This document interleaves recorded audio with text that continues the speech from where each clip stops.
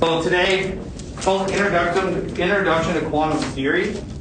It is taking a look at quantum mechanics, which I know is a topic you also will touch on in chemistry. I do it from a physics perspective in terms of what a quantum is and why it's important. In chemistry, for those, I don't know if you're doing grade 11 or grade 12, but you do the orbitals for the electrons and stuff like that. Is that grade 11 or grade 12? I feel like grade 12. Yeah. Based on the blank looks on your faces, so it's like grade 12. So today we're taking a look at the particle properties of light. So we had a whole unit in September of the wave properties of light, and this one's the particle properties of light. And it acts like a particle does, so that's kind of the weird stuff to it. So as we go through here, I will tell you what you need to know and what you don't need to know, like this slide as in terms of what you have to copy down. So on this slide here, you don't have to copy down anything. I just put it up here to emphasize, like in all the realm of physics, if you ever go on to physics past this class, you'll explore a lot of different things. We've only done a section of physics called classical mechanics. That's all high school kind of focuses on, where we look at Newton's laws of motion and we look at Maxwell's equations. We named this year, we didn't really use it, but they're the two basics for classical mechanics. So everything you've done, that's called in physics classical mechanics. After classical mechanics is what this unit kind of touches on, which is the quantum mechanics, which we'll talk about today. And then relativistic mechanics is like equals mc squared and Einstein's relativity and things like that. So we're going to touch on that on Monday. So we're only going to look at the other squares. You don't do that in high school because you obviously don't have the math skills to really do anything with it productively. So it's more just an exposure to say here's something else that relates to physics. Because as I mentioned, a lot of some of you might go into physics. You might go into like nanotechnology or quantum computing or quantum cryptology, which are all up and coming technologies that we don't know much about, but they will as you guys get older. And all of that stems from this unit here. So it's kind of just like here's this. You might be interested in it, but you'll learn a lot more about it if you go into that field. For most of you, it's more just like, you can say, what equals mc squared is, so that's kind of what it is. So that's kind of where we are. The meat and potatoes of this, I guess the quantum theory, which is what we're looking at, so quantum mechanics, it looks at, it's there because classical mechanics, you should write this one down just to remember. Classical mechanics looks at objects that are really big. So big is, what they, in a microscopic or macroscopic world, are things that are bigger than like a micrometer. No, that's not right. Even bigger than an atom, or wavelengths. We got wavelengths of light, which are the nano area, so bigger than that, so it'd be the micro area. So in the last slide, I put like basketballs and cars and things like that. So those are macro, like big. Micro is really small, so things that you would need a microscope to look at, or even smaller than the size of an atom, which we know is very small. So the whole point of quantum theory is that before we had microscopes that could look at things really small, right? Newton's laws of motion explained everything that we could see and do, right? And conservation of energy and all the other stuff. So that was everything. The world made sense.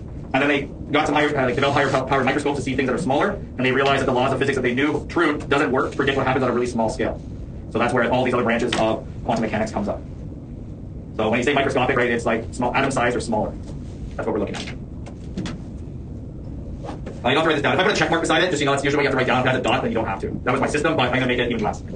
So in terms of what this means or how they figured this out, like they as in scientists, not me, is that we know from our first unit, if you remember all the way back in September, when you had light that went through two slits, it created an interference pattern. Right? That was the whole premise of our first unit.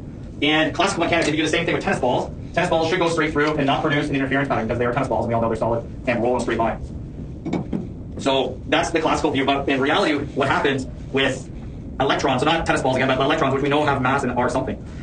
If they do the double slit experiment with electrons, they'll shoot a beam of electrons that double slits just like light, it actually produces an interference pattern.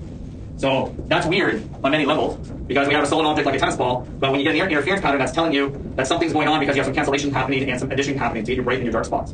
Right? So this would be the screen or the film that they use to produce it, and each white dot indicates an electron hitting it. So you can see how the electrons like certain areas, but they don't like other areas. But if they were tennis balls, you should just have two straight lines. So that is weird on many different levels, but that's what happens, and that's where this quantum idea came from because they have to explain how these particles, which we know are solid, act like waves. Which we usually, when I say waves, at least to me, I always picture like water waves. So how does a basketball work like a water wave? It just doesn't make sense to me. I don't know if it makes sense to you. It's weird. So the main guy who did most of the work or gets credited with it is Max Planck, and we'll talk about him in a second. But he came up with his idea of a quantum. So a quantum means it's the smallest particle, and the particle that it has energy. And you'll see that they're all related to the color of light it relates to. So different colors of light have different amounts of energy. So I put Skittles up there because you guys know food. And so Skittles up here represent different quanta because they're different parcels of flavor, but each color has its own energy or own taste in our case. So if you have a blue light, the photons, which we'll talk about in a second, photons are like particles of light, carries more energy, or blue light carries more energy than red light. It's based on its frequency. So even though they're the same size, they have different amounts of energy just based on its color alone. Again, don't copy this down. There is a concept called the wave-particle duality. So you can see about it in your textbook, and it just talks about how there are some things in nature that have both wave and particle properties. So if you were in a branch of science where you're studying light, then you normally would study light through a wave perspective, like our first unit. But you can also do wave or light studies where you're looking at the particle properties of light that has that too, like pool balls or Skittles.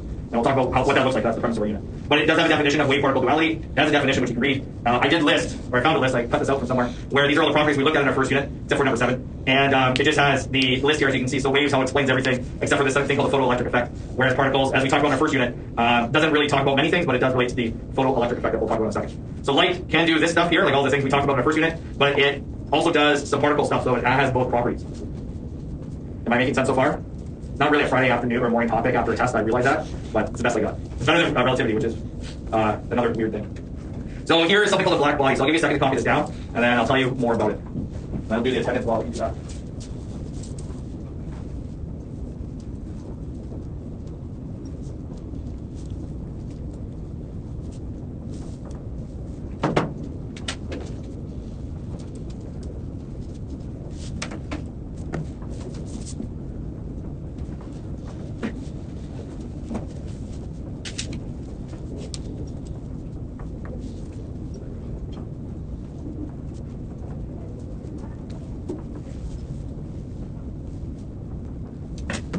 So in this case here, I'm hoping you've had experience with heating, either like seeing an electric stove function, or maybe using a wire to roast a marshmallow. Something that when it gets hotter, it changes color. I know in my barbecue, some of the stainless steel changes color when it gets hot.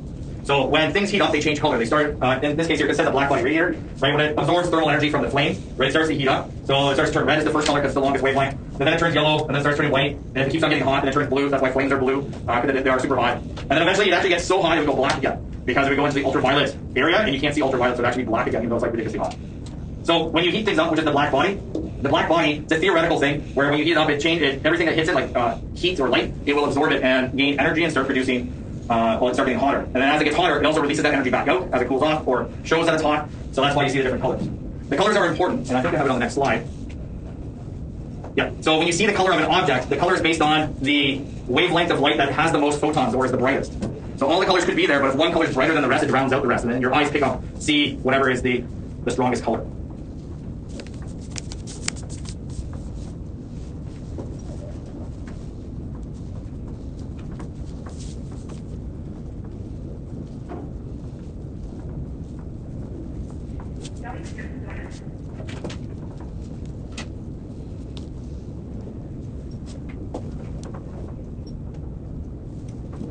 So when you look around the room, right, you know from somewhere in your life that the black that you see is the absence of color, right? So the fibers on your clothes that are black absorb everything that hits them. So on a sunny day, if you wear black, you get warmer just by wearing black because it's absorbing the sunlight. Right? If you wear white, you stay cooler because it reflects all the colors. If you see something that's red or a Chinese coat that's yellow, right, you're seeing those colors because your clothing is absorbing every color except for those ones that's reflecting that color back at your eye. So, yellow has a certain frequency, red has a certain frequency. It might reflect other colors other than red if we use the red shirts, but red is the one that reflects the best. So in our eyes, we see the red of the red shirt. The light bulbs to me is the best example of this, because when you go to the store and if you're buying light bulbs, and you will at some point in your life if you haven't already, light bulbs, when I was a kid, you had bright and not bright light bulbs, but they all had the same color. And then in about the 2000s, they started getting those corkscrew light bulbs where you could change the color of your light bulb from like what's it called, a warm white to the cold white. And so if you go anywhere to buy a light bulb these days, right, you have different shades of white depending on what you like in your house. It's all subjective. Right? Somebody like cold white is usually like a sterile environment, and warm white is kind of like a more welcoming environment. So when you go home, you can look at your light bulbs and you can see what they are. If you buy them in the store, though, they have these numbers underneath, which are in kelvins, which always threw me off because I didn't know why a light bulb would be measured in kelvins. Because you know from your experience in science that kelvins is a measure of temperature. So when you buy a light bulb that is 8,000 Kelvin, to the uninitiated, if you knew Kelvin was temperature, that would tell you that your light bulb might get to 8,000 Kelvin, which would be almost as hot as the sun. So that doesn't make any sense because I'm just incinerate your house right away as you turn it on. So what these numbers actually represent is they relate to the colors of stars. So stars are actually the temperatures based on their color, and the color down here is based on the photons that come out that are most intense. So if you have a cooler light as this warm down here, like this orangey yellow light down here, what that's telling you is that in the color spectrum, the orangey yellow sides are the most intense. So if you take a look at this graph here, this is intensity is the graph that goes up in wavelengths underneath. So you can see the reds and the yellows here are at the intense end. So that means they are the brightest colors when you look at this star here. So that's why it looks red, even though it's still giving off all the other colors in the spectrum. And this star here is yellow because the yellow is the most intense, and the green's there. So it looks yellow, even though it gives off red and blue, the yellow is the brightest, so it looks yellow through a telescope. And then the blue down here, same thing. The blue and purple are the most intense, so you see the blueness of the star, even though it's giving off all the other colors too. So the light bulbs work the same way. They're giving off all the colors, but in the orangey yellow light bulbs down here, they're giving off more orangey yellow light than the rest, so it appears that color. So I have that there, and that sounds like a great time to stop because there's a math equation next, but we don't need to know that today. On quantum mechanics, so that's where we're going to start today. I mentioned two of the things we're going to focus on today. If you have this slideshow or you look at it later, because I just posted it this morning, there's more on here that we're going to cover. I thought we'd get to it. Obviously, we're not going to, so I'm not really worried about it.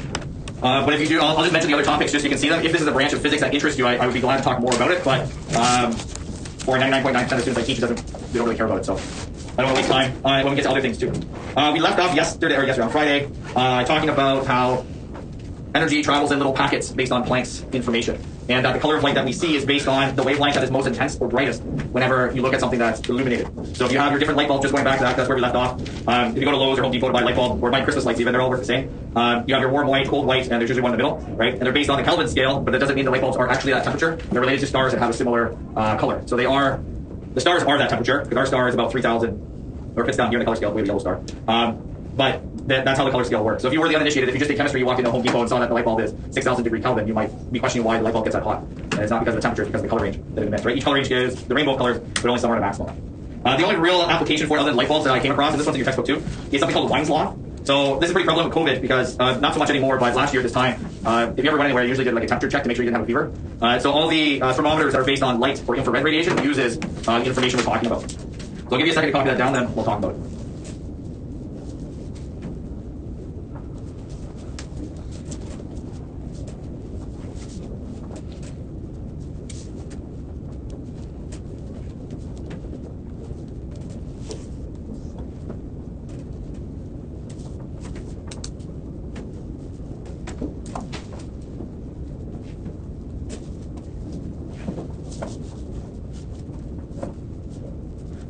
Does anybody have a thermometer? Maybe not the ear one, but the one you put on your forehead at home?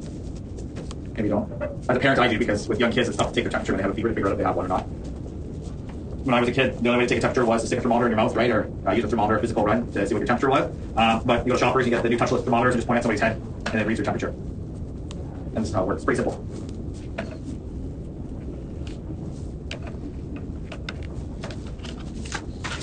So when you're looking at this problem, or you'll see an example in a second. As you know, your body gives off infrared radiation all the time. That's the type of radiation that relates to heat. We can't see it. Other animals may be able to see it. And as there are a lot of technologies that use thermal imaging, which picks up the infrared radiation that objects give off.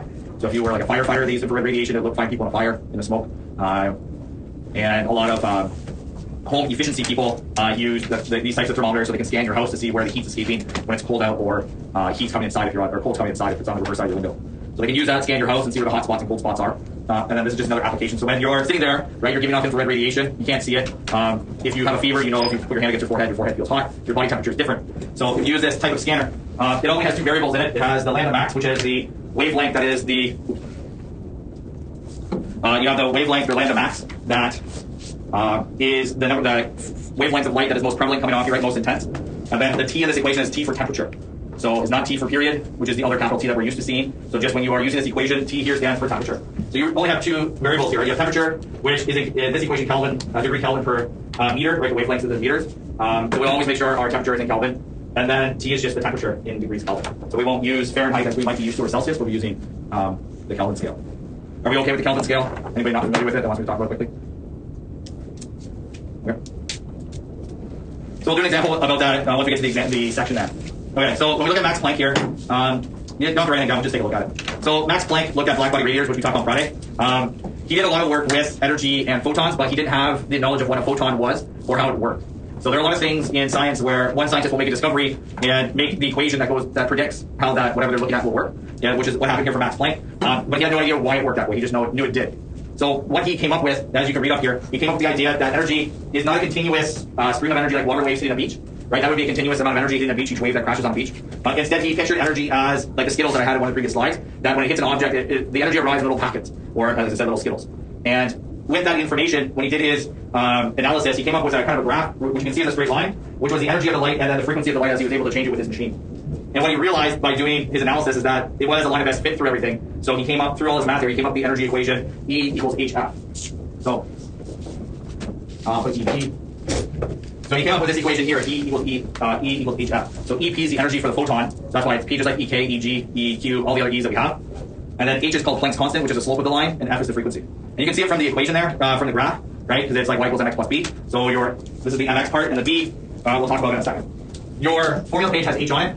It's 6.626 times 10 to the negative 34 joule seconds. So it's like super small. H, as you know, is the frequency measured in hertz. We've done that already this year. And then E is energy, is always measured in joules. So that's Planck's equation. So he came up with this, but had no idea how it actually worked. But he won a Nobel Prize for this discovery. then Einstein came along and tried to put things together. So on this slide here, do you need to know anything? I don't think you do. No, so you don't need to know anything. I'll tell the story. So when Einstein came along, right, we have the Bohr-Rutherford model of an atom, right, where the electrons orbit the nucleus in the shells, which you might remember from grade 9 or 10 science or grade 11 chemistry. Right, so we have the orbit of the electron as it goes around the shell. So what Einstein did is he tried to make the relationship between these shells that scientists knew existed in the day and this idea that energy happens in discrete parts. So he came up with the idea of the photon, which Planck didn't have in his terminology. So the photon is that discrete parcel of energy, again, like a skittle. So he coined the term photon, came up with the word for it. And he realized in his definition of the photon that it doesn't have any mass. So it's something that exists as a particle but doesn't have any mass. So that's kind of weird because everything that we call particles has mass. And that these photons can have both an interference pattern like waves do, but it can also act like particles and have momentum and cause collisions. So if you take a moment and think about what I just said there, right? So you have something that creates interference patterns, like all the light did in our first, the lasers and the double slit interference. But then it also behaves like everything we talked about in our momentum section, where these photons, when they collide with other things, they react just like two particles do, where the momentum before the collision equals the momentum afterwards. So it's very weird that it has both properties. But that's what Einstein said. When you think about Einstein, you usually think about like equals MC squared. You usually think about relativity, whether it's special relativity or general relativity. Very few people think about photons when it comes to Einstein, even though I think it's what he earned his Nobel Prize for. So this is something you need to write down. This is a big one, the photoelectric effect. So give me a second to write that down, and then we'll talk about what's happening.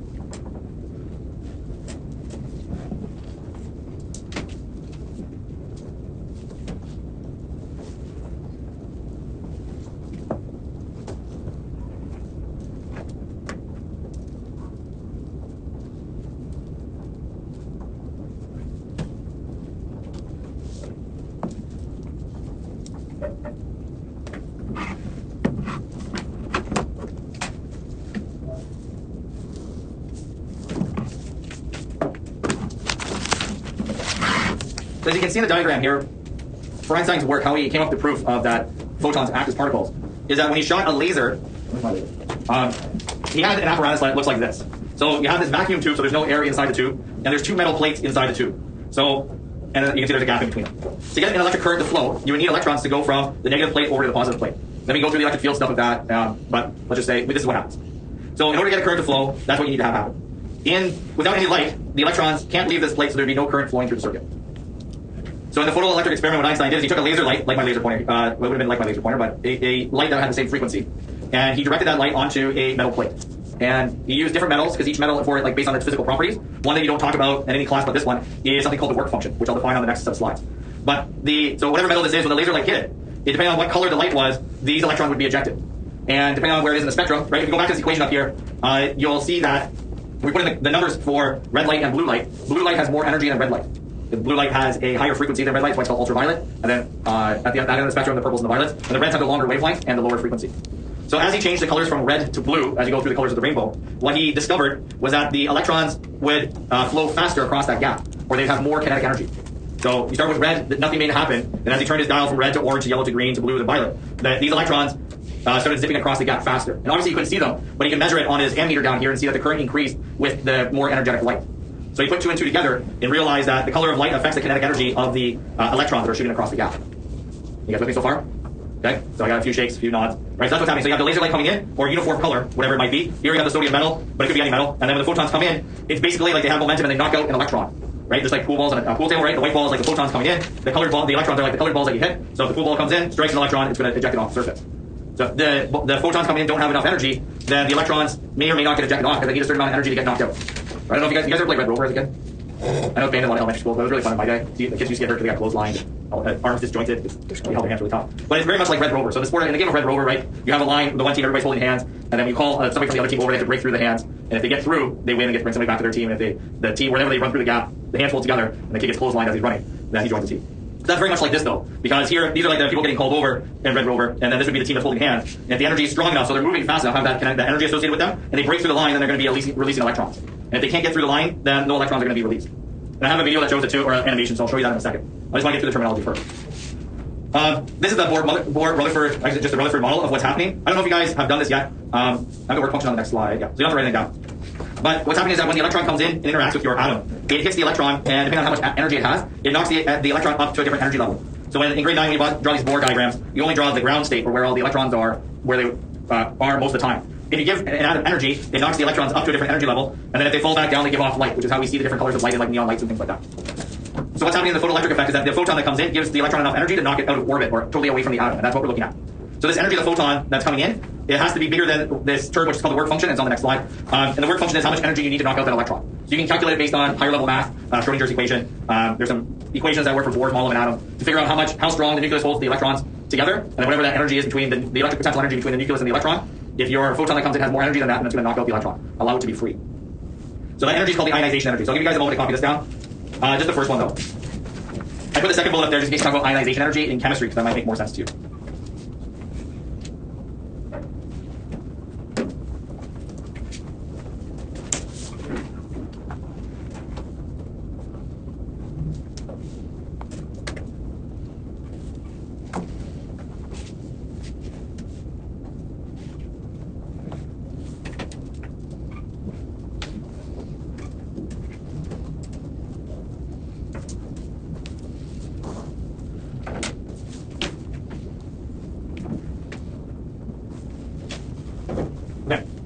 Next slide. So the energy of this work function is based on the frequency. So you can get the work function, which is measured in joules, or you can use this equation to find the frequency that relates to that number of joules. So the work function, as you saw, was based on work. The threshold frequency is the color of electromagnetic radiation that's needed to release the electron. Okay, so they're related to each other using the equation that I have on the board.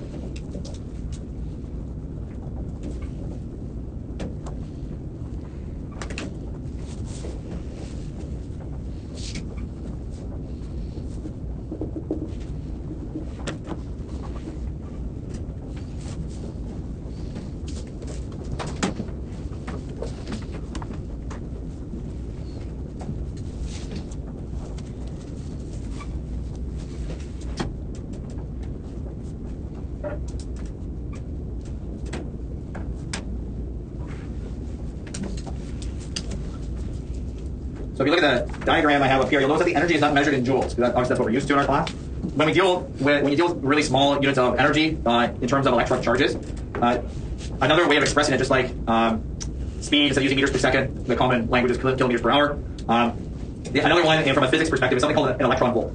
So this EV down here is a measurement of energy. So electron volts, because we're dealing with very, very small things, right? We're just dealing with electrons. The energy associated with all of this stuff is super small, right? Times 10 to the negative 19 small. So when you look at this number here, where it has a work function of 2.25 electron volts, if you wanted to convert that to joules, 1 electron volt is equal to the elementary charge, essentially times the number. So you can do that quick conversion between joules and electron volts. When we use our equations, remember that this energy that's given off to you is always in joules.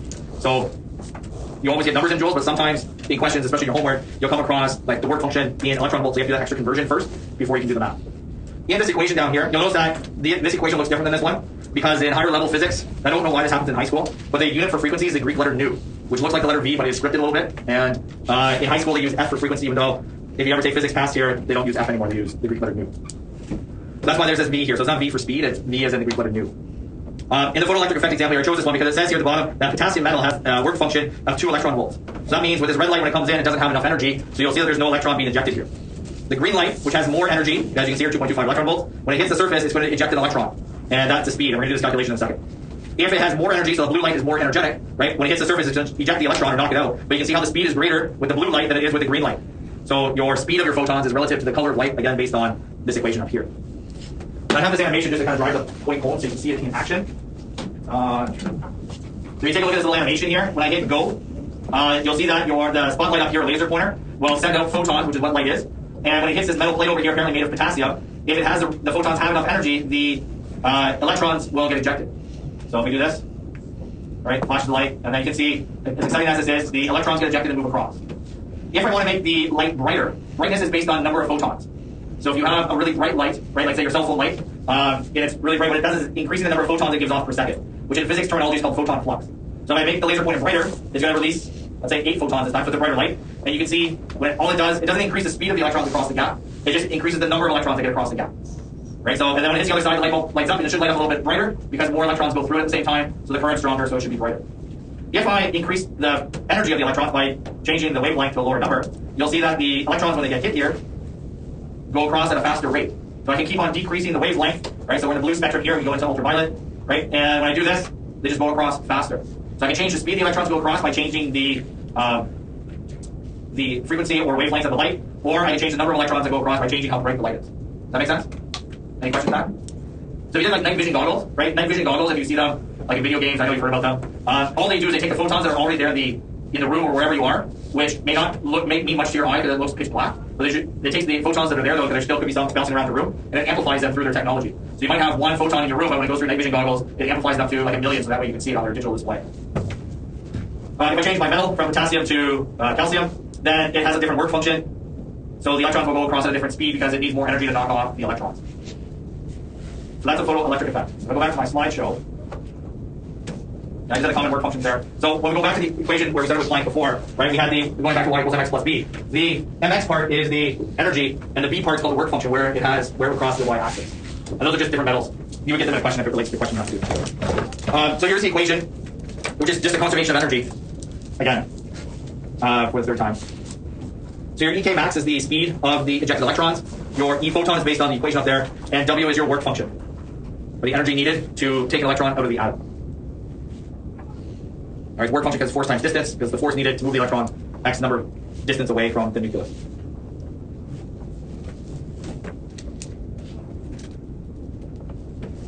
Any questions with that photoelectric effect? That's what Einstein won a Nobel Prize for, doing this stuff. Andre? So the amount of electrons that are ejected depends on the frequency of the light. No, the number of photons that are ejected, your textbook calls it photoelectrons, but they're really just electrons. Mm-hmm. The number of electrons that are ejected is based on the brightness of the light. Brightness. Or in physics terms, it's called intensity. Okay. So as your light's more intense, which is, you know that brightness, more photons are hitting the surface at a time, so more electrons would be ejected. All right, so how come more electrons were ejected when you moved it down? Say that again? More electrons were ejected when you moved it down, or was that just the speed of electrons? That was the speed of it, that was the speed of the electrons. So if I go back to that, I know what you're saying. Look at that again.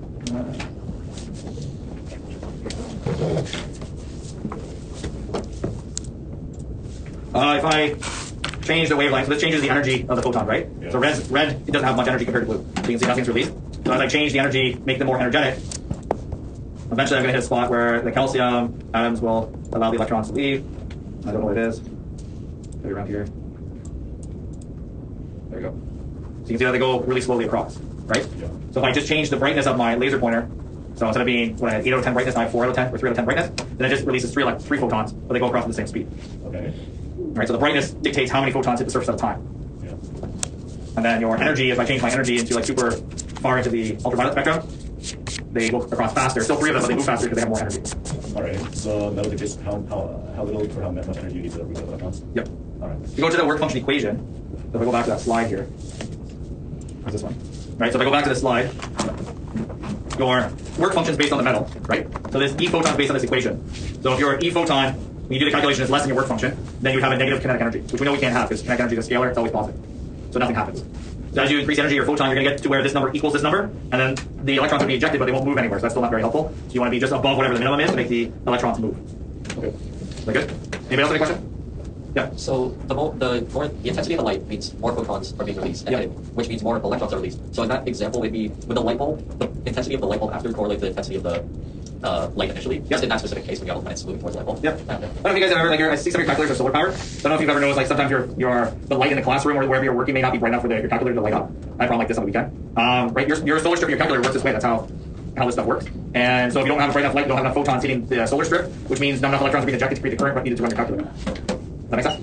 Okay. The other place that is like I would say obvious for this with this part here. I don't know how many of you have automatic garage door openers in your home, but this is how the safety function on your garage door opener works. You have your sensor on one side of your garage door, and you have a laser beam on the other side of the garage door. So it's not like this setup with a photoelectric effect. Sorry, this would be the laser beam. It's an infrared beam that goes across from one side to the other, and as that beam goes across, it hits the sensor on the opposite side, and there's a steady current that flows through the sensor. So as your garage door is moving positions from up to down, right? I guess it's usually from down to up. No, up to down, right? Closing your garage door. Right, this beam would be activated, and there would be a current flowing through the far side. So it means there's no obstructions, nothing's blocking the door. But as soon as your foot or something goes and blocks this beam, then the current shuts off over here, and then it's programmed to realize, hey, if the current shuts off, the garage door shouldn't go down because there's something in the way that could get crushed. Does that make sense? So I know it only applies to those who have an automatic garage door opener, but that's how they work. Yeah. For the energy equation for this, would your mass be the mass of an electron? Yep. It would be. Okay, so I have this slide. I've already covered all that, but just in case you haven't written anything down, I can take notes while I'm talking. I'll give you a pause for a moment for you to answer those two questions, and then we'll jump on to. Actually, I have the answer here on the slide. So you should be able to answer those two questions. So I'll pause anyways to give you a chance to answer them, and then we'll do some math questions based on everything that we've done. While I do that, I'm going to take attendance and we'll follow through today. What was actually that I'm doing with this was so if you increase the wavelengths, is increase the step. I think if you decrease the wavelengths, because that have That's true. That's very true. Right? Because like long Yeah, that's it's not frequency. That's true. So So that's why blue makes it faster than red. Yeah. And then increase the frequency, increase the number of electrons. Yes, I believe you can that's the difference between frequency and wavelength.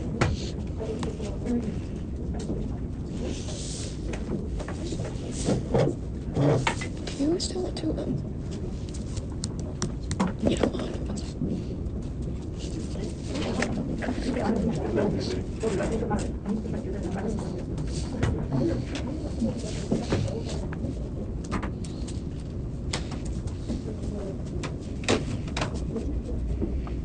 So on this slide here, I just put the same stuff. So we have the metal over here. Your photons are the pink lines going in, and the electrons are the blue dots popping back out. So you can see again the difference in intensity. Brighter light means more photons, and that equals more ejected electrons as long as they have enough energy to get those electrons off. If you're using red light and red light's not strong enough, it doesn't matter how much red light you use, it's not going to work. It could be the sun's powerful brightness, but if it only works for blue light, it's not going to help you. Okay. So I have these two questions here. I have one more. Wait a second. Oh. I thought I had an example that has a temperature one in it, but I don't. So it's in your homework. Pretty straightforward though. If you take a look at these guys here, we have two examples. Supposed to be the other one's not here. We have potassium metal. You can see part A, right, does that wavelength of light, which is in the red spectrum, have enough energy to emit it? And then B, what type of wavelength would we need to emit it? And then 3 uses more of the photoelectric effect equation that I just showed you. Would you guys like to do both of them or one of them? You can do them all together. The nice thing about these questions is they're really short, so we have one of them. Okay, so I'll give you a moment to read that top one there. You can make your table values if you want. There's no diagrams like with any of these, which is nice to do. Unless you really want to draw it. Is there function? It's just this, I guess. It's like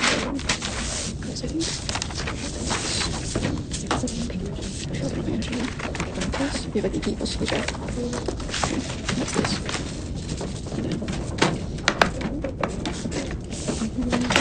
So quick question. Yep. Because like we covered this kind of in chemistry. Is the reason why more like the higher the frequency a wavelength has because it has like more quanta, like it has more packets of quanta? Does that make sense? No, each photon is based, the quanta or the energy is based on the frequency of it. Oh, okay. Yeah, it doesn't have more quanta. Quanta is a term that just defines the discrete packet of energy. Okay. Okay, so if we read this question right, we have the work function of potassium, which is capital W here. And that's 2.3 electron volts, and we know our wavelength of light. So if we go through this first example here, we just want to figure out how much, does this wavelength of light, is it create more energy than 2.3 electron volts? Is it bigger, right? So that's our number we have to get to. If it's bigger than 2.3, then the electrons leave the potassium, the circuit works. And if it's less than 2.3, then there would be no photoelectric effect. Okay? So we're just going to take this equation, or this number, and put it into our top equation up there, kind of, and we'll go from there. So we can do two things. We can either convert the work function to joules, that's what we need for our equation, or once we do our math, we can convert it back to electron volts and then do that comparison. Whatever method you choose to use, it doesn't matter. Okay? So I will choose to convert this to joules because we're used to working in joules. So my step 1 here is to convert work function to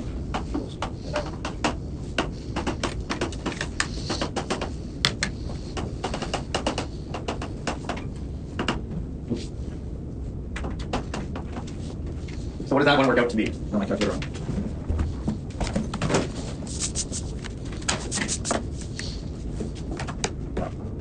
The number.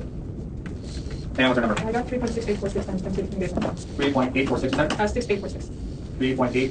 0.6846. Okay, so that's the number of joules we need to get the electron ejected. So we have to figure out, is this wavelength of light strong enough?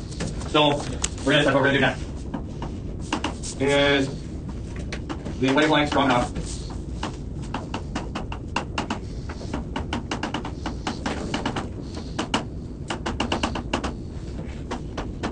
So strong enough, in another word you use, that it doesn't have enough energy to eject the electron, is another way of asking the same question. So our equation of the day here so far is EP equals HF. We don't have F. So that's a little bit of a problem. What is the relationship we can use to find F? It's a head scratcher because I believe it's the equation we used on the first day of this class. So it's like Seinfeld, we just went in a full circle, ending with the same stuff we did at the start. Is it just one wavelength? It is not one over wavelength. You're thinking of frequency and period. Yeah, I was right. one equation that relates to. Ashley, do you have it? Did you say v equals f times wavelength? Yeah. Yes, wonderful. That's what we're going to use. So what is the v in this situation, though? We don't know v, so it doesn't really help us out. We don't know v. Any takers? What is the v? We're using photons there. Speed of light. Yeah, speed of light, right? Photons travel at the speed of light. So, I haven't written this down yet. The speed of light. The speed of light, which is given by the letter c as a constant, is 3.0 times 10 to the power 8. So if we use that information here, we're going to get f equal to c over. Or no, I guess we want. No, 1. So f is equal to c over lambda. If we were to rearrange that and put c in for v, right? That's the speed of light. So we put those two things together, those two facts, and we get a new equation. EP equals hc over lambda. So just replacing f using the universal wave equation. And we still only have two unknowns, right? EP and lambda. And now we can just throw our numbers in and get an answer here. So we have our h, which is over there.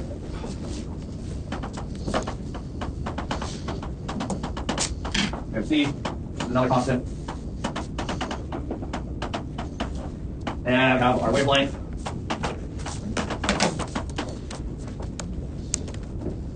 And we should get a number. I'm going to guess because I asked part B that it's not going to be as big as what we found in step 1.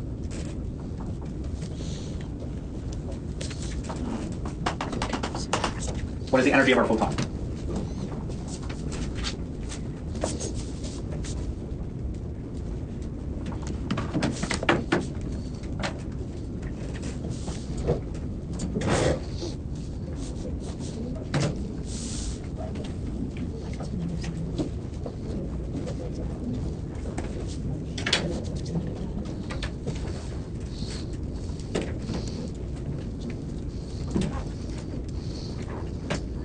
What do you guys got?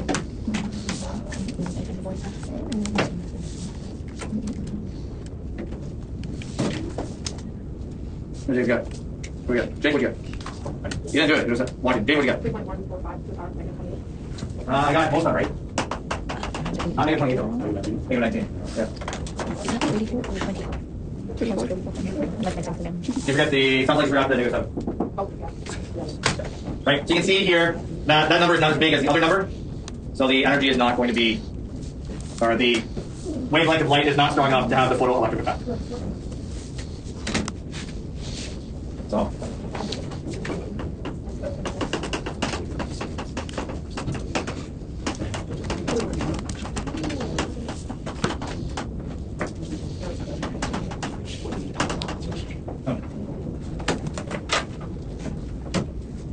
Sorry about that.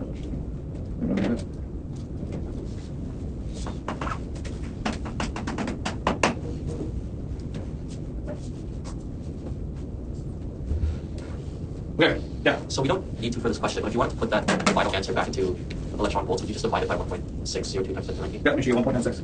Yeah. Yep. Yep. Makes sense? Okay. All right, so that is A. Okay, and B is the reverse of A. So you guys can try that if you like. And I don't want my hand with my phone. Maybe voicemail. Yeah. So and then 3 uses the electric, the work function equation that we just did. Okay. So let's do that. Well, you guys do B first. I would like you all to try B. Make sure you get B, and I'll do the next one. Instead of delivering this on Tuesday, or the test test it on Friday. Yeah, I was thinking the next When we got the march backs of the previous test, I did well. I thought it was I did well. I thought that it was like a.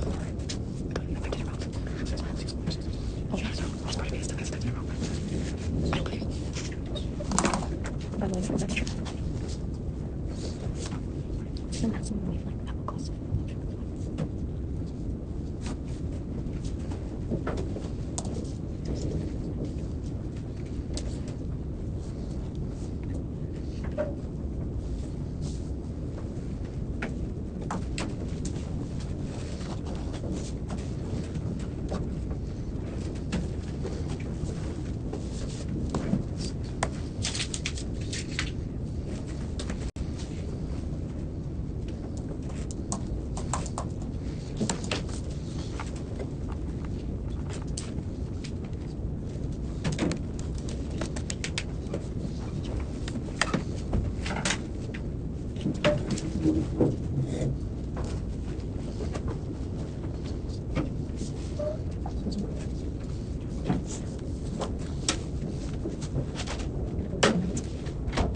topic of the year. We're going to take a look at special relativity. We've done general in our other unit. So look at special relativity. Again, not something Einstein won his Nobel Prize for. This topic is weird, like the other one was, and they're not related. So sounds like a fresh start. We didn't get what we started class with today. Now you get something new. All right, so we talk about special relativity here. What it does, it's going to twist what you think as time. Or should by the end of class, the concept of time is different after we talk here. The page numbers in the bottom. I'm not sure if they're match or textbook. I've read change those. I put a video up here of the same stuff from last year. So you don't have to copy down this. I found an infographic that again explains general relativity. As you remember from our talks last week, that general relativity deals with the bending of this fabric that Einstein defined as a fabric of space and time. So things that have mass warp this fabric, like we saw in the video last week, and then I have it up here too, where you have the sun, and the Earth goes around the sun because it's kind of trapped in the depth that it makes in space and time. So and then we have just more of like a planetary system, and there's evidence for it that we talked about bending light bending around the Earth and our sun and things like that. So that was general relativity. So general relativity focuses on space, this fabric of space and time. Special relativity works on something a bit different. So it's based on two facts that are called postulates. So I'll give you a moment to copy this down, and then we'll talk about its implications.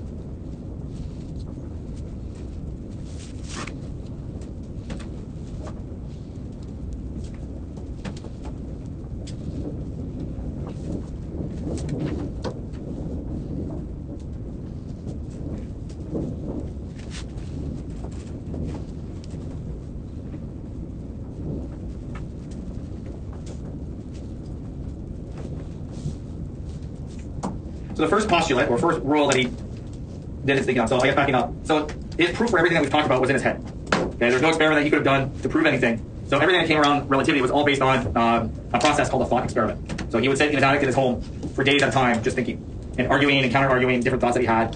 And he did worked out a few things on a chalkboard, put some numbers and equations he came up with. But it wasn't based on real data because there's nothing he could do to prove what his thoughts were telling him or his arguments were, where they were leading him. So these postulates are basically two facts that he said are true. And if these are true, then everything else has to be true. If one of these two things is false or not real, then his whole idea of special relativity would fall apart. So that's why they're important, and they're called Einstein's postulates. And you've read them because you just talked them down. We already talked about the first one a couple times in our frames of reference. So his first one is that in inertial frames of reference, again, that means that you're at rest or at a constant uniform velocity. Right? There's nothing you can do to prove that you're moving. So we're here in our classroom, right? We can do an experiment right now. We're trying to think of something that proves that we're going around the sun. But there's nothing that we can do here that proves that we're going around the sun. So we're in kind of, we all know that we're not in uniform motion, but we're pretty much in inertial frame of reference in terms of our orbit around the sun. There's, again, nothing we can do here that proves that we're accelerating towards the sun or moving through space. And I use the example of a cruise ship if you're in the middle of a cruise ship, but this classroom's a great example too because we have no outside reference. So we could be on a boat right now or a train moving at a constant speed, and there's nothing we could do that proves that we're moving because we have there's nothing because everything would just follow the laws of Newton's laws of motion, right? And we're all static equilibrium based on his laws of motion because we're not moving right now. Okay, so that's the first fact. So as soon as you have an acceleration, you can figure out things, but if you don't have an acceleration, you can't tell you're moving. The second one's the weird one, is that the speed of light is constant in all inertial frames of reference. So that's easy to read but hard to understand because what he's trying to tell you is that all of our knowledge about relative motion doesn't exist with light specifically. So in what he's trying to tell you, or tell us when he's writing this, is that if we use an example of you driving down the street in a car, right? And you have a friend in the car that has a tennis ball in their hand. And as you're driving the car, your friend leans out the window and throws the tennis ball forward as hard as they can. Our knowledge of relative velocity tells us that when the ball leaves your friend's hand, it has both the speed of the car and the speed that they throw it with if they were stationary. Right? So if you were moving at 50 kilometers an hour and your friend could throw it at 20 kilometers an hour, when the ball leaves your hand, according to somebody on the road watching this happen, the ball has an overall speed or combined speed of 70 kilometers an hour. Does that make sense? Right? That's just general relativity. Or sorry, general frames of reference relative motion. Right? I learned that the hard way in high school. We used to drive around throwing snowballs at like street signs and things like that just for fun. Because we live in the country, what do you do? You don't have much things like you do in the big city here. But we also threw that when one of our friends was walking outside the road. With our physics knowledge, we just thought it was a fun practical joke of throwing snowballs at somebody. But then we get into the physics of it as we were going, like I said, like 50 or 60 down the road throwing a snowball at our friend. The snowball was going much farther or faster than we thought it did when it hit him back. But that is speed of light. That's normal. What we know is normal. What's not normal is what that second point says. The second point says that in inertial frames of reference, the speed of light is the speed of light. So whether I'm stationary here with my laser pointer going across the room, right? My photons are traveling across the room here at the speed of light. So as soon as I turn this on, it shows up over there at the speed of light, as we wrote down earlier today, is like super fast, right? 300 million meters per second. What's different for that point of view is that if I'm in a really fast car and I also point my laser pointer like this out the window, the speed of light for me in the car or the person on the side of the road will still see the speed of light at 3.0 times 10 to the power 8 meters per second. So it's independent on how fast I'm moving. So no matter who's looking at the laser pointer, the light shining off the laser pointer, whether they're going almost the speed of light, if they're walking at a walking speed, if they're at rest, everybody looking at the laser pointer will still see the photons going at the speed of light, even though our frames of reference are going at drastically different speeds. So that's not like a snowball, because the snowball had different speeds according to who was looking at the snowball. With the speed of light, it doesn't matter who's looking at the light, it's all traveling at the same speed.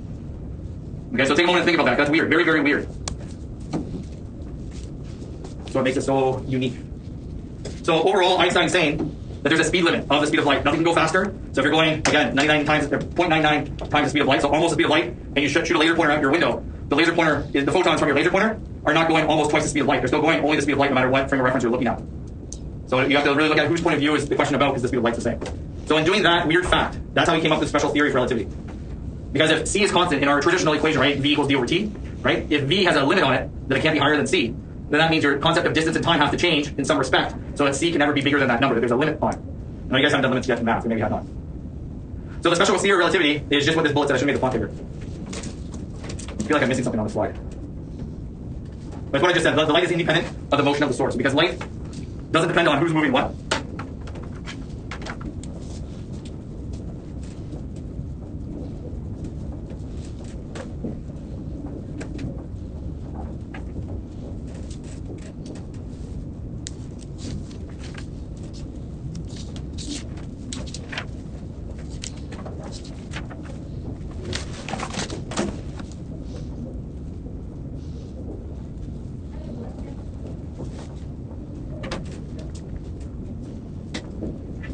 Okay. So if you were in a car going at 99% of the speed of light and you turn the headlights on, would you see stuff in front of you light up? Yep. You would, because your light's still going ahead of you at the speed of light. But then someone outside the car would perceive it as going almost faster than the speed of light? They would be still going at the speed of light. The light coming out of your headlights, no matter who's looking at it, is still going at the speed of light. So it'll still light up the road ahead of you as the driver of the car with the lights turning on. And it would look no different than the person on the side of the road with beams of light like you would on the expressway. It still look the same, just really fast. Yeah, it wouldn't look like you're catching up to the photons, so they're just slowly going in front of the car as it's going. It still shoots forward at the speed of light. That's what makes it weird. So it's like the speed of light relative to the source. Yeah, it has nothing to do with the relative. Yeah, the speed of light's not relative to the source. It's just, it is the speed of light.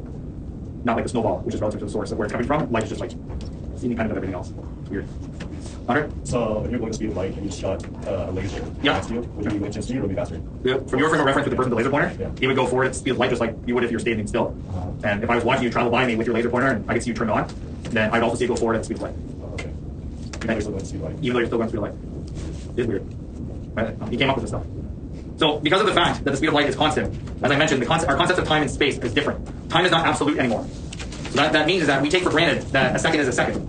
That no matter where we go on the planet, if we start a stopwatch, time will tick by as what we consider normal. But in Einstein's world, time is not constant like that anymore. Time is dependent on the fabric of space and time and your speed. So we'll talk about this. I'll let you copy that down. It may not make sense to you, but we'll try to make sense of it. You guys ever seen the movie Interstellar? So Interstellar is a Hollywood movie based on people going close to a black hole. And in part of that movie, they visit a planet that's close to a black hole. And as they go down to the planet, the gravity from the black hole changes how time and distance work. So even though they go down to onto this planet for a handful of hours, I don't know what it was, because they're close to this black hole, it distorts what time is. So even though in their perspective time is a couple hours, their friend that they left behind on their spaceship, it was years to them. So the concept of time is different based on the force of gravity and your speed that you travel. So it is like this is mind-blowing stuff, or just confusing because it just doesn't make sense to you, which is true because that's how it works every year at teacher's class. But it's just a different perspective. So in this video here, I don't know if you guys have seen this X-Men movie. I found that this helps to kind of explain things. Smells sucks. So this X-Men movie, this is the X-Men Quicksilver. I think its name is Quicksilver. And I don't need the sound on because I don't really care about the sound. I want to show you this scene because it kind of explains what's happening. So you'll see that as the X-Men Quicksilver, not those two guys, the guy in the silver coat behind him. That guy, or this boy here, our young man. So he travels that close. He's really fast. He's like a Flash. So in his perspective, because he starts moving really fast, everything around him seems really slow. So time slows down. So an event in his frame of reference, because he's moving really fast, everything else slows down around him. So the bullets that fire from the gun, right, take longer to travel because the time slows down. So in this whole scene, he rearranges all the bullets and everything as he runs around to save all his friends. So when we talk about time dilation, what you guys just wrote down, it's that the from his perspective of moving really fast, events, which would be normal to, if we could look at it from the police officer's frame of reference, he would see something different than what the camera is showing right now because everybody has their own frame of reference. But from his frame of reference, the bullets obviously take much longer to cover that space than in somebody else's frame of reference. Right? That's the real frame of reference.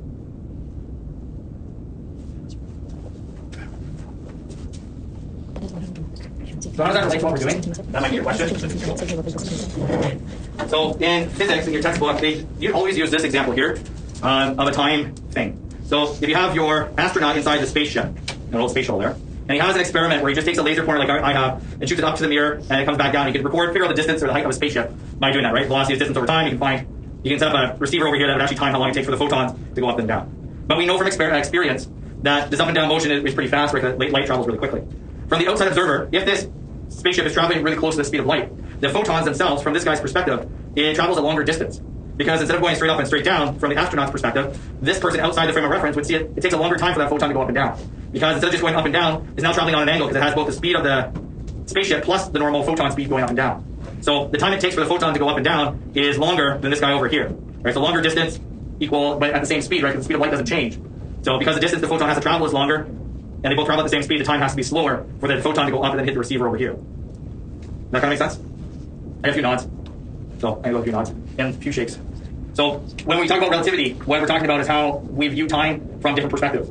So it's weird from before because the time that when we watch an event happen, right? Say if we were watching something happen in the form out there, like your ball drop experiment that you guys did last week, no matter who's watching the ball drop, we all pretty much see it fall at different times. And if you could be with an airbag on the bottom and you were the person falling from the floating staircase to the bottom and you weren't going to get hurt, time would still pass the same for everybody because we're not really going that fast. Here in Einstein's theory, the faster you go, depending on who's going fast, or the person that's moving, their time, they would look like they would be moving in slow motion according to the person outside.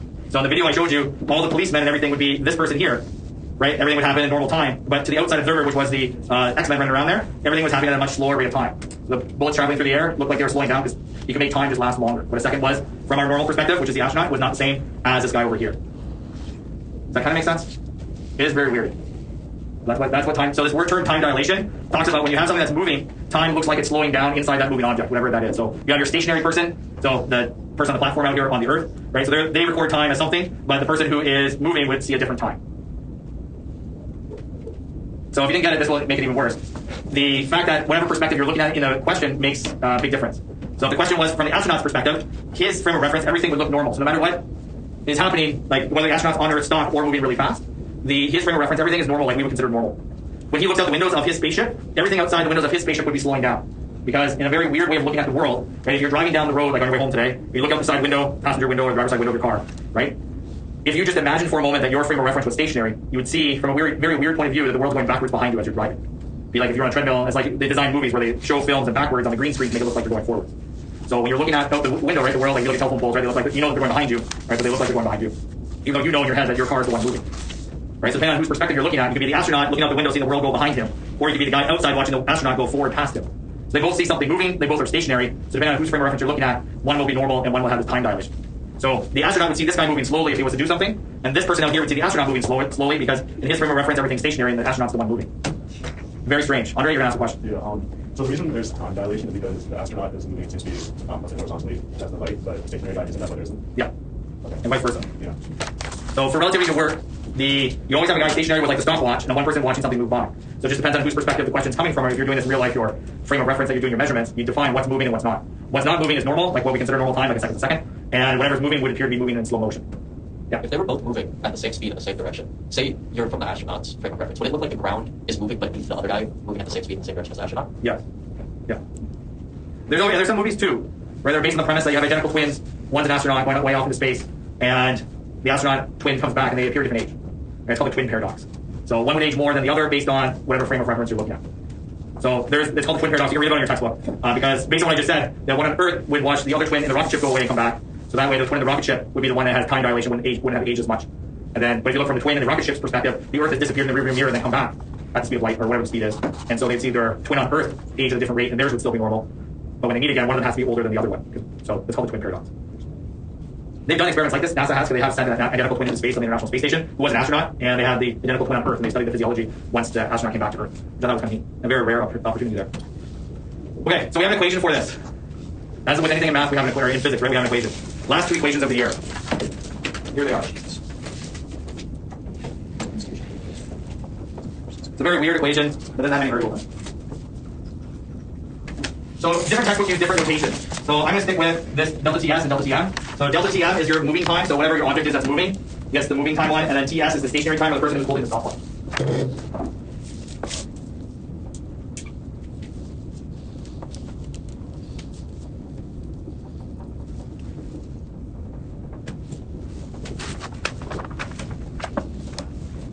So here's our equation. Again, it's a very different equation. There's three variables in it.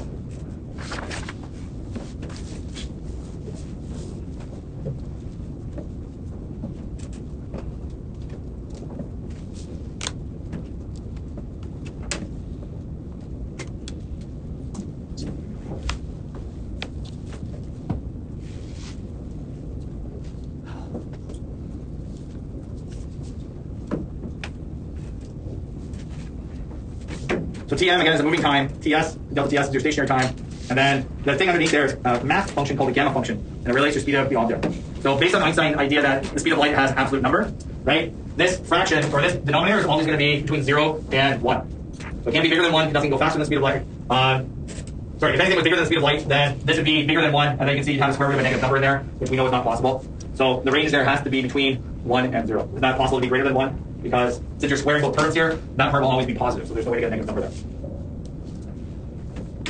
So based on this equation, right, you're going to have your stopwatch time as a stationary person divided by a decimal number, and that will always give you a stronger, larger moving number. So your TS, if you're ever like looking at a question and wondering which one's which, right, your TS is always smaller than your TF. That's usually what I look for if I'm comparing the two. If I'm given 2 times, I know the bigger one goes on the left and the smaller one goes on the right. All right, 15 minutes. The last part here is on length contraction. So because the speed of light is constant, in our traditional equation, d equals v over t.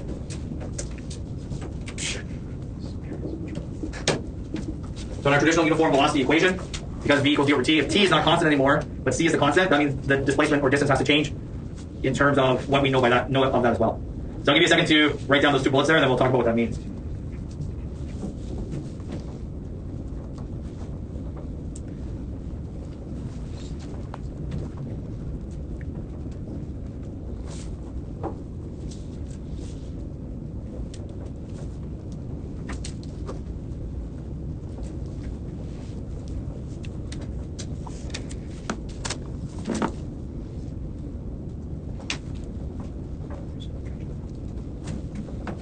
So we're looking at this concept of length contraction. So when your object's moving really fast, the distance between point A and point B is shorter. So the faster you go, distances get shorter. Which is also a very strange concept, because if you were asked you to drive to Toronto today, right, and we went as the bird flies from here to Toronto, it's about 120 kilometers, right? According to this idea of length contraction, if you could travel that distance at a high fraction of the speed of light, 80% speed of light, the distance between Toronto and us would not be 120 more, but it would actually be shorter.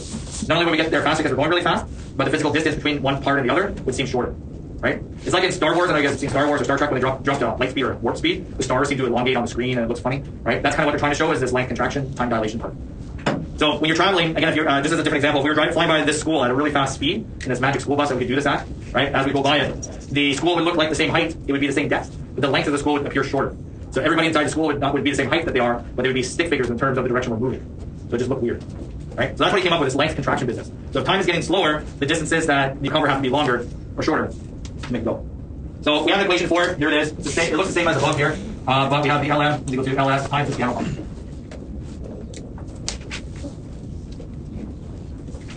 So that's the last equation of the semester. There you go. Yeah. So in Star Wars, when they let go like warp speed in their ships, would like if they were in warp speed for like 20 minutes, Yeah. would the universe around them like age to them like I don't know, 400 years or whatever? They don't worry about that in Star Don't worry about that, like, but in like theory. So in Star Trek, your warp speed is the square of the speed of light. If you do that. So if you're going warp 4, it's like speed of light to the power 4. So as you're traveling from part A to part B, in theory, the distance from point A to point B would shrink in size, so that's how they get there faster. And if they could view objects as they're moving, they would appear to slow down. But then when they come to a stop, you're not at uniform motion anymore, so it like snaps back to whatever the real time is. Yeah, so if they leave Earth and come back to Earth, the age, in their world, the age, everybody ages at the same rate. And the argument for that would be because you're not in uniform motion throughout the whole life of the spaceship that you're, so they don't worry about the age process part. Would they be, the people leaving the planet would be the one that age slower though. So in theory, if you were to do that in real life, people coming back would have aged as much as people on Earth. Yeah. Okay. That's that. The last example, I have 2 of them. Yeah. And apparently the word what, which that makes sense. I had connectivity issues last night, so I think it just. Anyway, when we look at this example here, right, you can see how the questions are worded. So when you have your test tomorrow, there will be a question like this on your test tomorrow, but this is how they're worded. It's just a matter of throwing the numbers in the right spot. So it's not like things that we've done before, where you have to like problem solve how the equations go together. It's pretty straightforward. It will or won't be on test. It will be on the test. What is the exact question? Not this word for word, this exact question, but probably pretty close. But there's only 3 variables I can ask you about, so I will always give you 2 of them, and you have to find the third.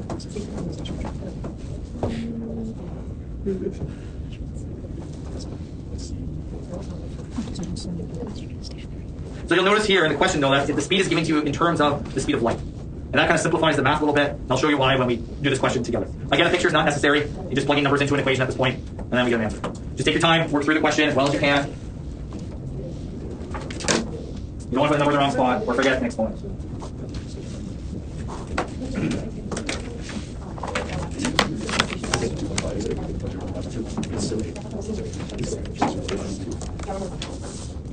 So the other thing too is that because there's all these ratios, we don't have to convert to meters. We just keep that 750 kilometers. Okay, so that would be our stationary length. So 725 kilometers would be our stationary length here. Our moving length is what we're trying to find, and we know our speed. Good question here.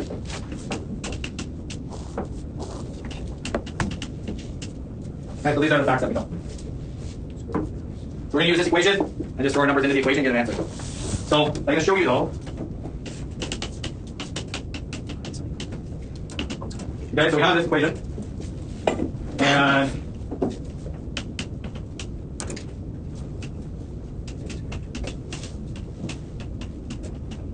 I personally like this notation better because it does make things a bit easier. So, and just in terms of showing all my steps, you can see it once. If I expand the brackets here, right, I'm still going to have 725 kiloliters.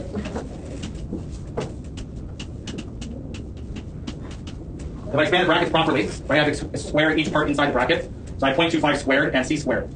And you can see that when you do that notation, the c squareds cancel out. You don't really have to even know the speed of light to answer this question. It's just 1 minus 0.25 squared and then multiply by, then do the square root. Then you should get 702.